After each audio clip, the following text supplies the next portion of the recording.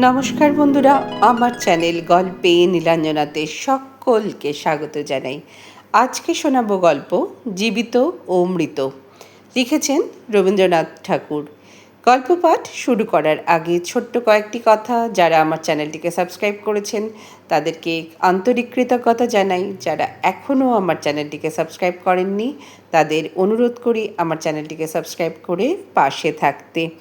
বিভিন্ন জানা অজানা তথ্য, গল্প জানতে শুনতে আমার চ্যানেলটিকে সাবস্ক্রাইব করার জন্য অনুরোধ জানালাম। শুরু করছি আজকের গল্প জীবিত ও মৃত। প্রথম পরিচ্ছেদ। রানীহাটের জমিদার শারদাশঙ্কর বাবুদের বাড়ির বিধবা পুত্রবধূটির পিতৃকুলে কেহ ছিল না। সকলেই একে একে মারা গিয়েছে। পতিকুলেও ঠিক আপনার বলিতে কেহ নাই। পতিও নাই, পুত্রও নাই, একটি ভাশুরপো। শারদাশঙ্করের ছোট ছেলেটি, সেই তাহার চক্ষের মণি। সে জন্মিবার পর তাহার মাতার বহুকাল ধরিয়া শক্ত পীড়া হইয়াছিল। সেই জন্য এই বিধবা কাকী কাদম্বিনী তাহাকে মানুষ করিয়াছে।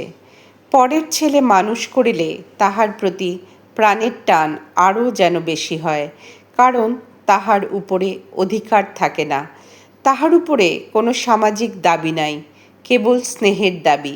কিন্তু কেবলমাত্র স্নেহ সমাজের সমক্ষে আপনার দাবি কোনো দলিল অনুসারে সপ্রমাণ করিতে পারে না এবং চাহেও না। কেবল অনিশ্চিত প্রাণের ধনটিকে দ্বিগুণ ব্যাকুলতার সহিত ভালোবাসে। বিধবার সমস্ত রুদ্ধপ্রীতি এই ছেলেটির প্রতি সিঞ্চন করিয়া একদিন শ্রাবণের রাত্রে কাদম্বিনীর আকস্মাৎ মৃত্যু হইল। হঠাৎ কী কারণে তাহার হৃৎস্পন্দন স্তব্ধ হইয়া গেল। সময় জগতের আর সর্বত্রই চলিতে লাগিল। কেবল সেই স্নেহকাতর ক্ষুদ্র কোমল বক্ষটির ভিতর সময়ের ঘড়ির কল চিরকালের মতো বন্ধ হইয়া গেল। পাছে পুলিশের উপদ্রব ঘটে, এই জন্য অধিক আড়ম্বর না করিয়া জমিদারের 4 জন ব্রাহ্মণ কর্মচারী অনতিবিলম্বে মৃতদেহ দাহ করিতে লইয়া গেল। রানীহাটের শ্মশান লোকালয় হইতে বহু দূরে, পুষ্করিণীর ধারে একখানি কুটির এবং তাহার নিকটে একটা প্রকাণ্ড বটগাছ।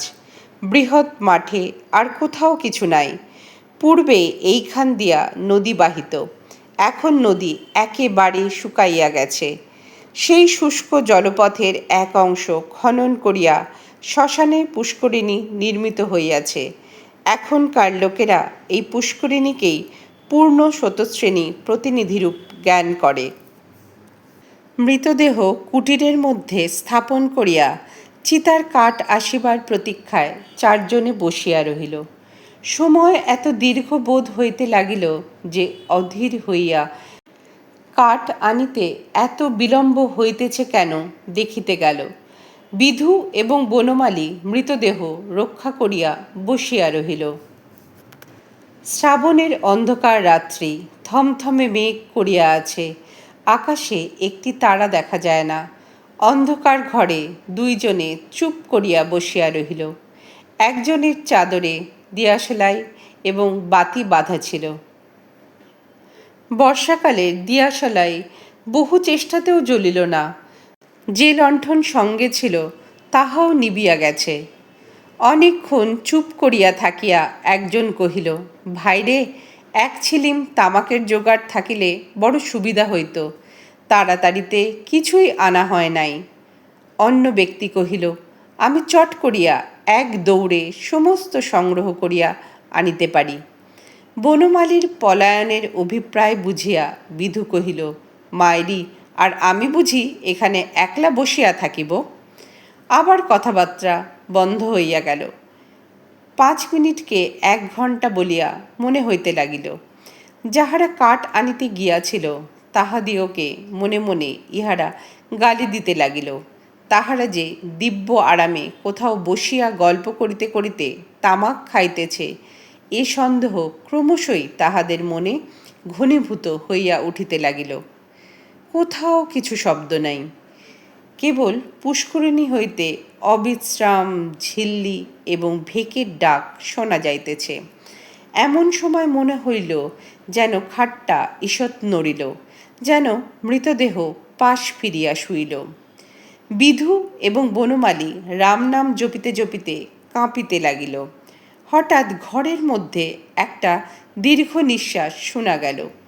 বিধু এবং বনমালী এক মুহূর্তে ঘর হইতে লম্ফ দিয়া বাহির হইয়া গ্রামের অভিমুখে দৌড় দিল। প্রায় ক্রোশ দেড়েক পদ গিয়া দেখিল তাহাদের অবশিষ্ট দুই সঙ্গী লণ্ঠন হাতে ফিরিয়া আসিতেছে। তাহারা বাস্তবিকই তামাক খাইতে গিয়াছিল। কাঠের কোনো খবর জানে না, তথাপি সংবাদ দিল গাছ কাটিয়া ডাল ফাড়িতেছে, অনতিবিলম্বে রওনা দিবে। তখন বিধু এবং বনমালী কুটিরের সমস্ত ঘটনা বর্ণনা করিল।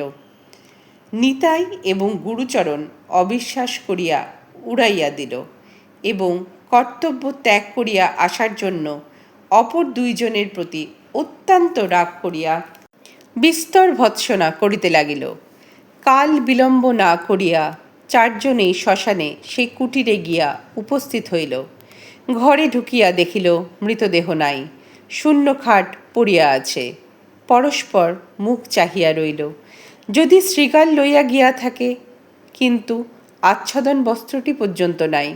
সন্ধান করিতে করিতে বাইরে গিয়ে দেখে কুঠিরের দ্বারের কাছে খানিকটা কাদা জমিয়াছিল, তাহাতে স্ত্রীলোকের সদ্য এবং ক্ষুদ্র পদচিহ্ন। শারদাশঙ্কর সহজ লোক নহেন, তাহাকে এই ভূতের গল্প বলিলে হঠাৎ যে কোনো শুভফল পাওয়া যাইবে এমন সম্ভাবনা নাই।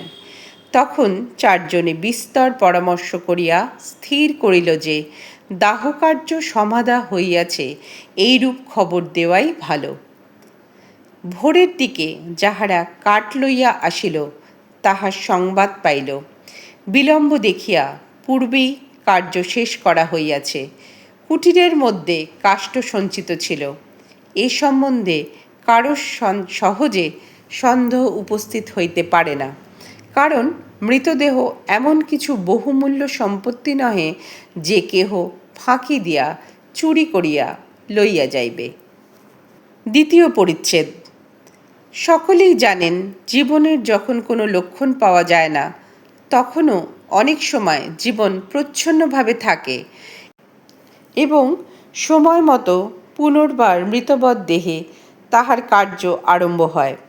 কাদম্বিনীও মরে নাই। হঠাৎ কী কারণে তাহার জীবনের ক্রিয়া বন্ধ হইয়া গিয়াছিল। যখন সে সচেতন হইয়া উঠিল, দেখিল চতুর্দিকে নিবিড় অন্ধকার। চির অভ্যাস মতো যেখানে শয়ন করিয়া থাকে, মনে হইল এটা সে জায়গা নহে। একবার ডাকিল, দিদি। অন্ধকার ঘরে কেহ সাড়া দিল না। সভয়ে উঠিয়া বসিল। মনে পড়িল সেই মৃত্যুশয্যার কথা। সেই হঠাৎ বক্ষের কাছে একটি বেদনা, শ্বাসরোধের উপক্রম। তাহার বড়জা ঘরের কোণে বসিয়া একটি অগ্নিকুণ্ডের উপরে খোকার জন্য দুধ গরম করিতেছে। কাদম্বিনী আর দাঁড়াইতে না পারিয়া বিছানার উপর আছাড় খাইয়া পড়িল। রুদ্রকণ্ঠে কহিল, দিদি, একবার খোকাকে আনিয়া দাও, আমার প্রাণ কেমন করিতেছে। তাহার পর সমস্ত কালো হইয়া আসিল, যেন একটি লেখা খাতার উপরে দোয়াত শুদ্ধ কালি গড়াইয়া পড়িল।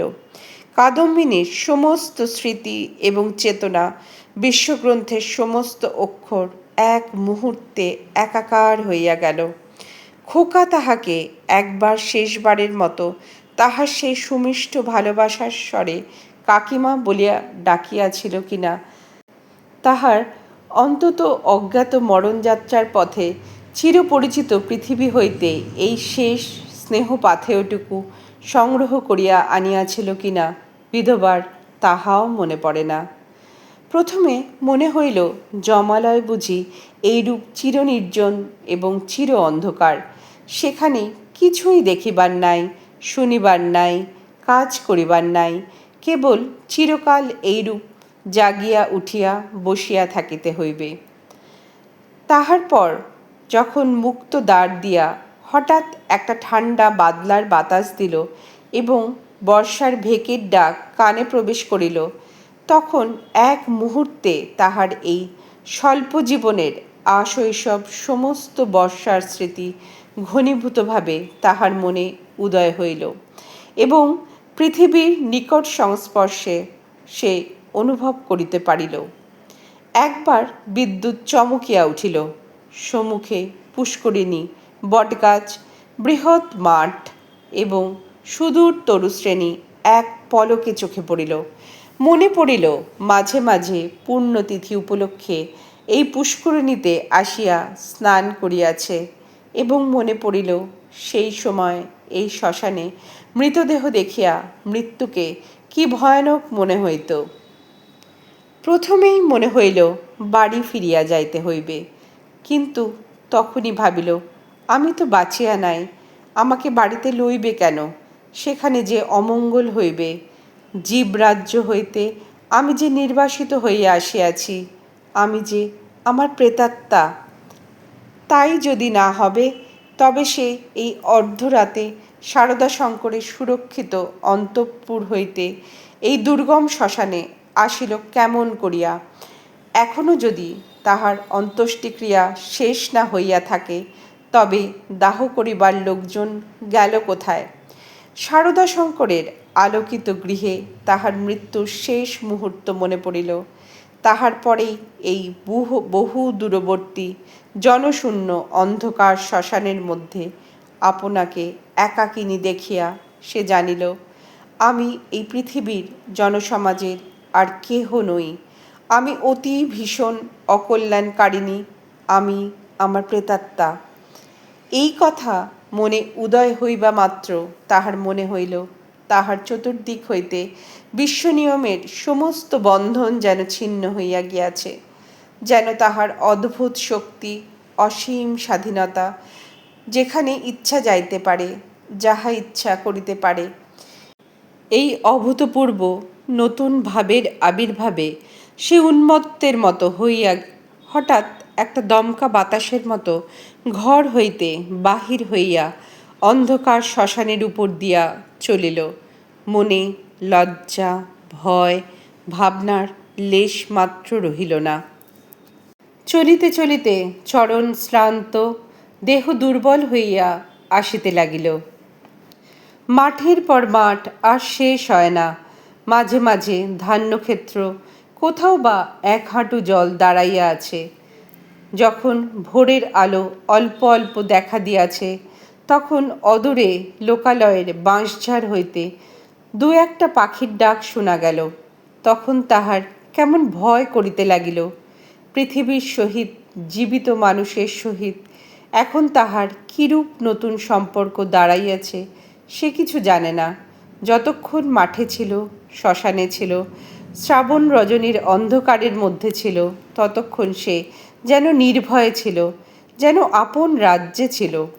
দিনের আলোকে লোকালয় তাহার পক্ষে অতি ভয়ঙ্কর স্থান বলিয়া বোধ হইল। মানুষ ভূতকে ভয় করে, ভূতও মানুষকে ভয় করে। মৃত্যু নদীর দুই পাড়ে দুইজনের বাস। তৃতীয় পরিচ্ছেদ। কাপড়ে কাদা মাখিয়া অদ্ভুত ভাবের বশে ও রাত্রি জাগরণে পাগলের মতো হইয়া কাদম্বিনীর যেরূপ চেহারা হইয়াছিল, তাহাতে মানুষ তাহাকে দেখিয়া ভয় পাইতে পারিত এবং ছেলেরা বোধহয় দূরে পলাইয়া গিয়া তাহাকে ঢেলা মারিত। সৌভাগ্যক্রমে একটি পথিক ভদ্রলোক তাহাকে সর্বপ্রথমে এই অবস্থায় দেখিতে পায়। সে আসিয়া কহিল, মা, তোমাকে ভদ্রকুলবধূ বলিয়া বোধ হইতেছে। তুমি এই অবস্থায় একলা পথে কোথায় চলিয়াছ? কাদম্বিনী প্রথমে কোনো উত্তর না দিয়া তাকাইয়া রহিল। হঠাৎ কিছুই ভাবিয়া পাইল না। সে যে সংসারের মধ্যে আছে, তাহাকে যে ভদ্র কুলবধূর মতো দেখাইতেছে, গ্রামের পথে পথিক তাহাকে যে প্রশ্ন জিজ্ঞাসা করিতেছে, এ সমস্তই তাহার কাছে অভাবনীয় বলিয়া বোধ হইল। পথিক তাহাকে পুনশ্চ কহিল, চলো মা, আমি তোমাকে ঘরে পৌঁছাইয়া দিই। তোমার বাড়ি কোথায় আমাকে বলো। কাদম্বিনী চিন্তা করিতে লাগিল। শ্বশুর বাড়ি ফিরিবার কথা মনে স্থান দেওয়া যায় না, বাপের বাড়ি তো নাই। তখন ছেলেবেলার সইকে মনে পড়িল। সই যোগমায়ার সহিত যদিও ছোটবেলা হইতে বিচ্ছেদ, তথাপি মাঝে মাঝে চিঠিপত্র চলে। এক এক সময় রীতিমতো ভালোবাসার লড়াই চলিতে থাকে। কাদম্বিনী জানাইতে চাহে ভালোবাসা তাহার দিকেই প্রবল। যোগমায়া জানাইতে চাহে কাদম্বিনী তাহার ভালোবাসার যথোপযুক্ত প্রতিদান দেয় নাই।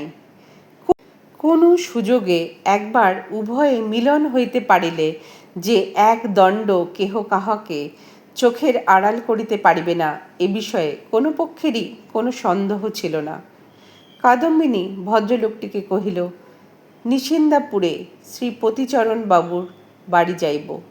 পথিক কলিকাতায় যাইতেছিলেন। নিশিন্দাপুর যদিও নিকটবর্তী নহে, তথাপি তাহার গ্রাম্য পথেই পড়ে। তিনি স্বয়ং বন্দোবস্ত করিয়া কাদম্বিনীকে শ্রীপতিচরণবাবুর বাড়ি পৌঁছাইয়া দিলেন। দুই সইয়ে মিলন হল। প্রথমে চিনতে একটু বিলম্ব হইয়াছিল, তাহার পরে বাল্য সাদৃশ্য উভয়ের চক্ষে ক্রমশই পরিস্ফুট হইয়া উঠিল। যোগমায়া কহিল, ওমা, আমার কি ভাগ্য!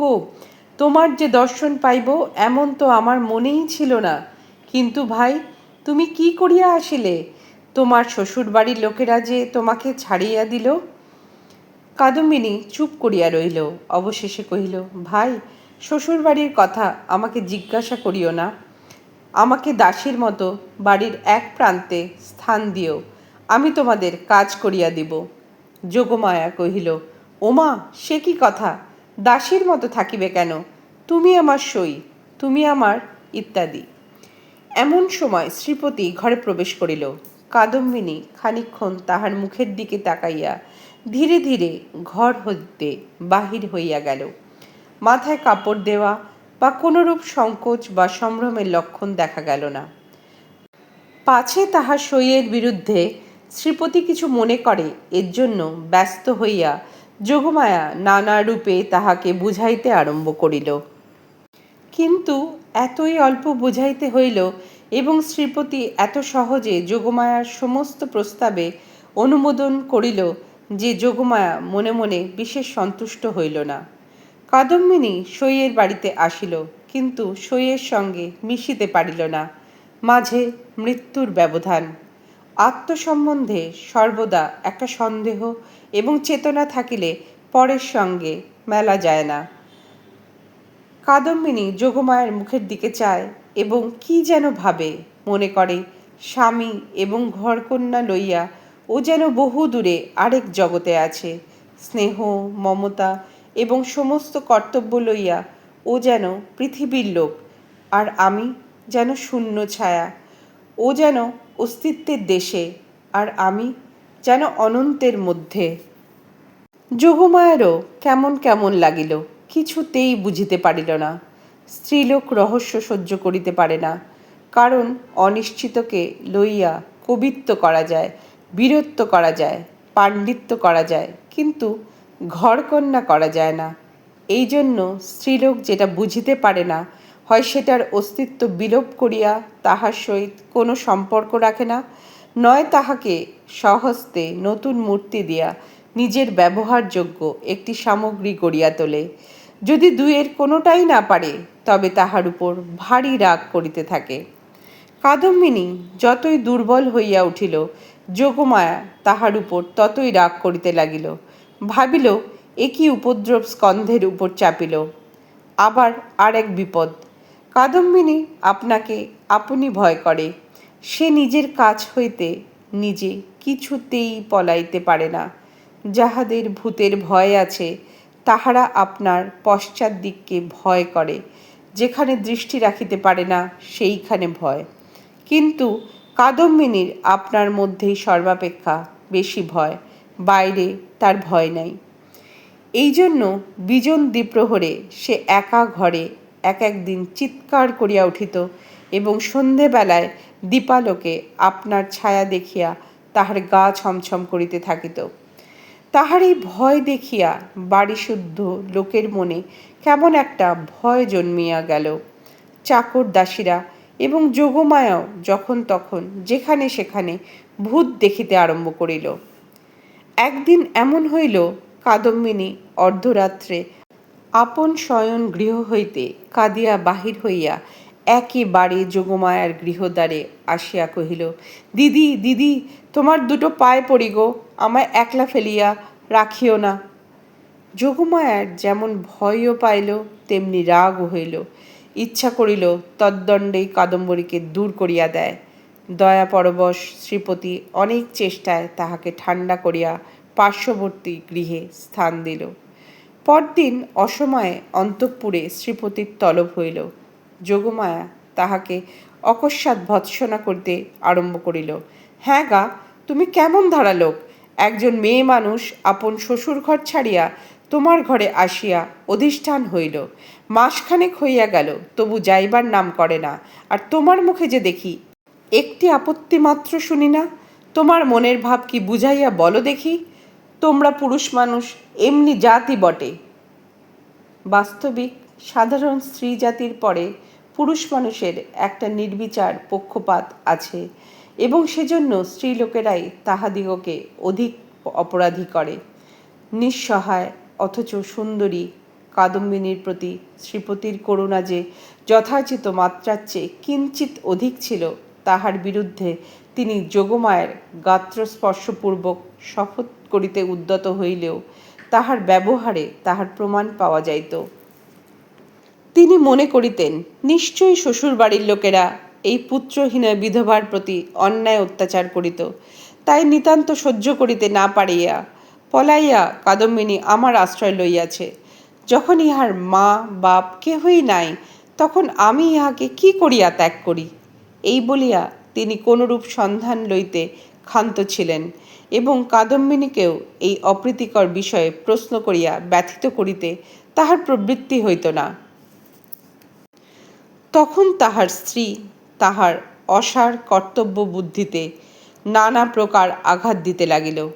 কাদম্বিনীর শ্বশুর বাড়িতে খবর দেওয়া যে তাহার গৃহের শান্তিরক্ষার পক্ষে একান্ত আবশ্যক, তাহা তিনি বেশ বুঝিতে পারিলেন।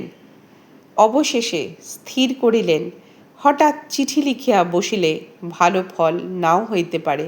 অতএব রানীহাটে তিনি নিজে গিয়া সন্ধান লইয়া যাহা কর্তব্য স্থির করিবেন। শ্রীপতি তো গেলেন। এদিকে যোগমায়া আসিয়া কাদম্বিনীকে কহিল, সই, এখানে তোমার আর থাকা ভালো দেখাইতেছে না, লোকে বলিবে কি? কাদম্বিনী গম্ভীরভাবে যোগমায়ের মুখের দিকে তাকাইয়া কহিল, লোকের সঙ্গে আমার সম্পর্ক কি? যোগমায়া কথা শুনিয়া অবাক হইয়া গেল। কিঞ্চিৎ রাগিয়া কহিল, তোমার না থাকে আমাদের তো আছে। আমরা পরের ঘরের বধূকে কি বলিয়া আটক করিয়া রাখিব? কাদম্বিনী কহিল, আমার শ্বশুর ঘর কোথায়? যোগমায়া ভাবিল, মরণ পোড়া কপালি, বলে কি? কাদম্বিনী ধীরে ধীরে কহিল, আমি কি তোমাদের কেহ? আমি কি এ পৃথিবীর? তোমরা হাসিতেছ, কাঁদিতেছ, ভালোবাসিতেছ, সবই আপন আপন লইয়া আছো। আমি তো কেবল চাহিয়া আছি। তোমরা মানুষ আর আমি ছায়া। বুঝতে পারি না ভগবান আমাকে তোমাদের এই সংসারের মাঝখানে কেন রাখিয়াছেন।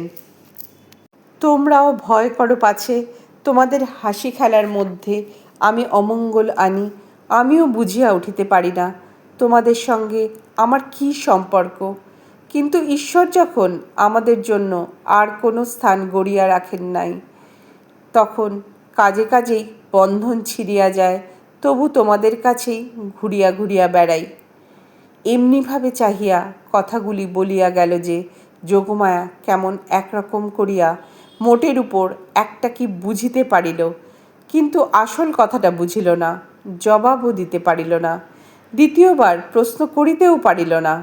অত্যন্ত ভারগ্রস্ত গম্ভীরভাবে চলিয়া গেল। চতুর্থ পরিচ্ছেদ।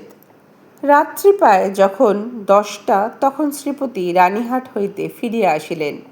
মুষলধারে বৃষ্টিতে পৃথিবী ভাসিয়া যাইতেছে। ক্রমাগত তাহার ঝরঝর শব্দে মনে হইতেছে বৃষ্টির শেষ নাই, আজ রাত্রিরও শেষ নাই। যোগমায়া জিজ্ঞেস করিলেন, কি হইল? শ্রীপতি কহিলেন, সে অনেক কথা, পরে হইবে বলিয়া কাপড় ছাড়িয়া আহার করিলেন এবং তামাক খাইয়া শুইতে গেলেন, অত্যন্ত চিন্তিত। যোগমায়া অনেকক্ষণ কৌতূহল দমন করিয়াছিলেন। শয্যায় প্রবেশ করিয়াই জিজ্ঞাসা করিলেন, কি শুনিলে বলো? শ্রীপতি কহিলেন, নিশ্চয়ই তুমি একটা ভুল করিয়াছ।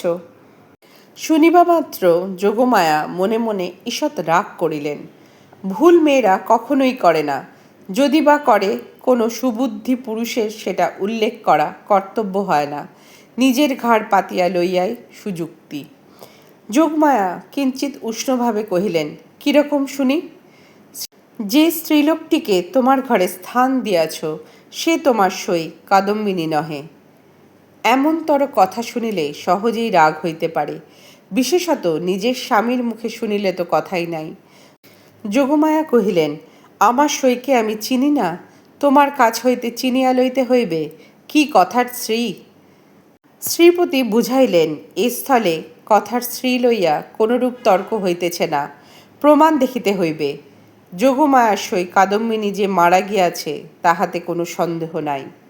যোগমায়া কহিলেন, ওই শোনো, তুমি নিশ্চয়ই একটা গোল পাকাইয়া আসিয়াছ। কোথায় যাইতে কোথায় গিয়াছ, কি শুনিতে কি শুনিয়াছ তাহার ঠিক নাই। তোমাকে নিজে যাইতে কে বলিল? একখানা চিঠি লিখিয়া দিলেই সমস্ত পরিষ্কার হইত। নিজের কর্মপটুতার প্রতি স্ত্রীর এইরূপ বিশ্বাসের অভাবে শ্রীপতি অত্যন্ত ক্ষুণ্ণ হইয়া বিস্তারিতভাবে সমস্ত প্রমাণ প্রয়োগ করিতে লাগিলেন, কিন্তু কোনো ফল হইল না। উভয় পক্ষে হ্যাঁ না করিতে করিতে রাত্রি দ্বিপ্রহর হইয়া গেল। যদিও কাদম্বিনীকে এই দণ্ডে গৃহ হইতে বহিষ্কৃত করিয়া দেওয়া সম্বন্ধে স্বামী স্ত্রী কাহারও মতভেদ ছিল না, কারণ শ্রীপতির বিশ্বাস তাহার অতিথি ছদ্ম পরিচয়ে তাহার স্ত্রীকে এতদিন প্রতারণা করিয়াছে এবং যোগমায়ের বিশ্বাস সে কুলত্যাগিনী। তথাপি উপস্থিত তর্কটা সম্বন্ধে উভয়ের কেহই হার মানিতে চাহেন না। উভয়ের কণ্ঠস্বর ক্রমেই উচ্চ হইয়া উঠিতে লাগিল। ভুলিয়া গেলেন পাশের ঘরেই কাদম্বিনী শুইয়া আছে। একজন বলেন, ভালো বিপদেই পড়া গেল, আমি নিজের কানে শুনিয়া আসিলাম। আরেকজন দৃঢ় স্বরে বলেন, সে কথা বলিলে মানিব কেন, আমি নিজের চক্ষে দেখিতেছি। অবশেষে যোগমায়া জিজ্ঞাসা করিলেন, আচ্ছা কাদম্বিনী কবে মরিল বলো দেখি? ভাবিলেন কাদম্বিনীর কোনো একটা চিঠির তারিখের সহিত অনৈক্য বাহির করিয়া শ্রীপতির ভ্রম প্রমাণ করিয়া দিবেন। শ্রীপতি যে তারিখের কথা বলিলেন উভয়ের হিসাব করিয়া দেখিলেন, যেদিন সন্ধ্যাবেলায় কাদম্বিনী তাহাদের বাড়িতে আসেন সে তারিখে ঠিক তাহার পূর্বের দিনই পড়ে। শুনিবা মাত্র যোগমায়ার বুকটা হঠাৎ কাঁপিয়া উঠিল, শ্রীপতিরও কেমন একটা বোধ হইতে লাগিল। এমন সময় তাহাদের ঘরের দ্বার খুলিয়া গেল। একটা বাদলার বাতাসে আসিয়া প্রদীপটা ফস করিয়া নিভিয়া গেল। বাইরের অন্ধকার প্রবেশ করিয়া এক মুহূর্তে সমস্ত ঘরটা আগাগোড়া ভরিয়া গেল। কাদম্বিনী একেবারে ঘরের ভিতর আসিয়া দাঁড়াইল। তখন রাত্রি 2:30 প্রহর গিয়াছে। বাইরে অবিশ্রাম বৃষ্টি পড়িতেছে। কাদম্বিনী কহিল, সই, আমি তোমার সেই কাদম্বিনী, কিন্তু এখন আমি আর বাঁচিয়া নাই, আমি মরিয়া আছি। যোগমায়া ভয়ে চিৎকার করিয়া উঠিলেন। শ্রীপতি বাক্যস্ফূর্তি হইল না, কিন্তু আমি মরিয়াছি ছাড়া তোমাদের কাছে আর কি অপরাধ করিয়াছি? আমার যদি ইহলোকেও স্থান নাই, পরলোকেও স্থান নাই, ওগো আমি তবে কোথায় যাইব? তীব্র কণ্ঠে চিৎকার করিয়া যেন এই গভীর বর্ষা নিশীথে সুপ্ত বিধাতাকে জাগ্রত করিয়া জিজ্ঞাসা করিল, ওগো আমি তবে কোথায় যাইব? এই বলিয়া মূর্ছিত দম্পতিকে অন্ধকার ঘরে ফেলিয়া বিশ্বজগতে কাদম্বিনী আপন স্থান খুঁজিতে গেল। 5ম পরিচ্ছেদ। কাদম্বিনী যে কেমন করিয়া রানীহাটে ফিরিয়া গেল তাহা বলা কঠিন, কিন্তু প্রথমে কাহাকেও দেখা দিল না। সমস্ত দিন অনাহারে একটা ভাঙা পোড়ো মন্দিরে যাপন করিল। বর্ষার অকাল সন্ধ্যা যখন অত্যন্ত ঘন হইয়া আসিল এবং আসন্ন দুর্যোগের আশঙ্কায় গ্রামের লোকেরা ব্যস্ত হইয়া আপন আপন গৃহ আশ্রয় করিল, তখন কাদম্বিনী পথে বাহির হইল। শ্বশুরবাড়ির দ্বারে গিয়া একবার তাহার হৃৎকম্প উপস্থিত হইয়াছিল, কিন্তু মস্ত ঘোমটা টানিয়া যখন ভিতরে প্রবেশ করিল, দাসী ভ্রমে দাড়িরা কোনরূপ বাধা দিল না।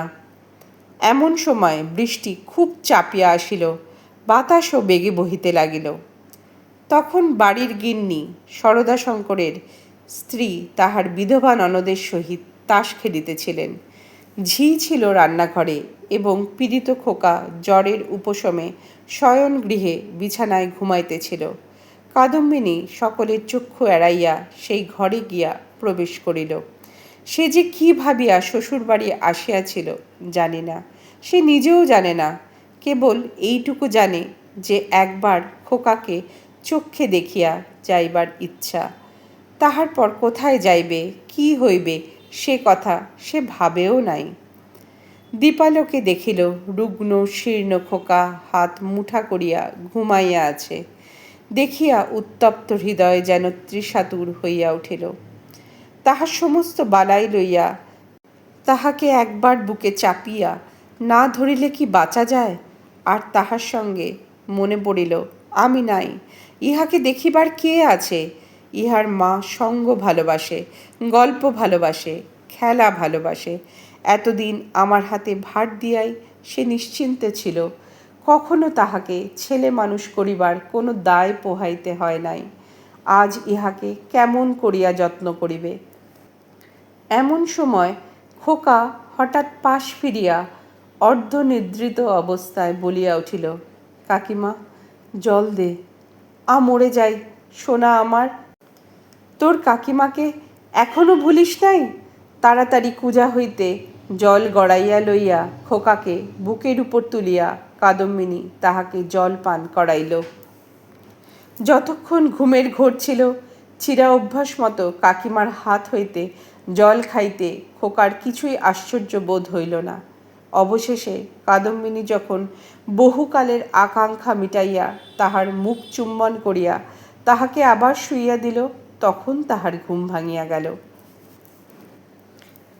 কাকিমাকে জড়াইয়া ধরিয়া জিজ্ঞাসা করিল, কাকিমা, তুই মরে গিয়েছিলি?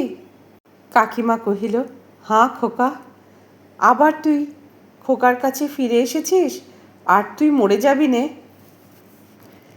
ইহার উত্তর দিবার পূর্বেই একটা গোল বাঁধিল। ঝি এক বাটি সাগু হাতে করিয়া ঘরে প্রবেশ করিয়াছিল। হঠাৎ বাটি ফেলিয়া মা গো বলিয়া আছাড় খাইয়া পড়িয়া গেল। চিৎকার শুনিয়া তাস ফেলিয়া গিন্নি ছুটিয়া আসিলেন। ঘরে ঢুকিতেই তিনি একেবারে কাঠের মতো হইয়া গেলেন। পলাইতেও পারিলেন না, মুখ দিয়া একটি কথাও সরিল না। এই সকল ব্যাপার দেখিয়া খোকারও মনে ভয়ের সঞ্চার হইয়া উঠিল। সে কাঁদিয়া উঠিয়া বলিল, কাকিমা, তুই যা। কাদম্বিনী অনেক দিন পর আজ অনুভব করিয়াছে যে সে মরে নাই। সেই পুরাতন ঘরদ্বার, সেই সমস্ত, সেই খোকা, সেই স্নেহ তাহার পক্ষে সমান জীবন্তভাবেই আছে। মধ্যে কোনো বিচ্ছেদ আর ব্যবধান জন্মায় নাই। সইয়ের বাড়ি গিয়া অনুভব করিয়াছিল বাল্যকালে সে সই মরিয়া গিয়াছে। খোকার ঘরে আসিয়া বুঝিতে পারিল খোকার কাকিমা তো এক তিলও মরে নাই। ব্যাকুলভাবে কহিল, দিদি, তোমরা আমাকে দেখিয়া কেন ভয় পাইতেছ? এই দেখো, আমি তোমাদের সেই তেমনিই আছি। গিন্নি আর দাঁড়াইয়া থাকিতে পারিলেন না, মূর্ছিত হইয়া পড়িয়া গেলেন। ভগ্নীর কাছে সংবাদ পাইয়া শারদাশঙ্কর বাবু স্বয়ং অন্তঃপুরে আসিয়া উপস্থিত হইলেন। তিনি জোর হস্তে কাদম্বিনীকে কহিলেন, ছোট বৌমা, এই কি তোমার উচিত হয়? সতীশ আমার বংশের একমাত্র ছেলে, উহার প্রতি তুমি কেন দৃষ্টি দিতেছ? আমরা কি তোমার পর? তুমি যাওয়ার পর হইতে ও প্রতিদিন শুকাইয়া যাইতেছে। উহার ব্যামো আর ছাড়ে না। দিনরাত কেবল কাকিমা কাকিমা করে। যখন সংসার হইতে বিদায় লইয়াছ, তখন এ মায়ার বন্ধন ছিঁড়িয়া যাও। আমরা তোমার যথোচিত সৎকার করিব। তখন কাদম্বিনী আর সইতে পারলেন না, তীব্র কণ্ঠে বলিয়া উঠিল, ওগো আমি মরি নাই, মরি নাই, আমি কেমন করিয়া তোমাদের বুঝাইব আমি মরি নাই, এই দেখো আমি বাঁচিয়া আছি। বলিয়া কাঁসার বাটিটা ভূমি হইতে তুলিয়া কপালে আঘাত করিতে লাগিল। কপাল ফাটিয়া রক্ত বাহির হইতে লাগিল। তখন বলিল, এই দেখো আমি বাঁচিয়া আছি। শারদাশঙ্কর মূর্তির মতো দাঁড়াইয়া রহিলেন। খোকা ভয়ে বাবাকে ডাকিতে লাগিলেন। দুই মূর্ছিতা রমণী মাটিতে পড়িয়া রইল। তখন কাদম্বিনী, ওগো আমি মরি নাই গো, মরি নাই গো, মরি নাই বলিয়া চিৎকার করিয়া ঘর হইতে বাহির হইয়া সিঁড়ি দিয়ে নামিয়া অন্তঃপুরের পুষ্করিণীর জলের মধ্যে গিয়া পড়িল।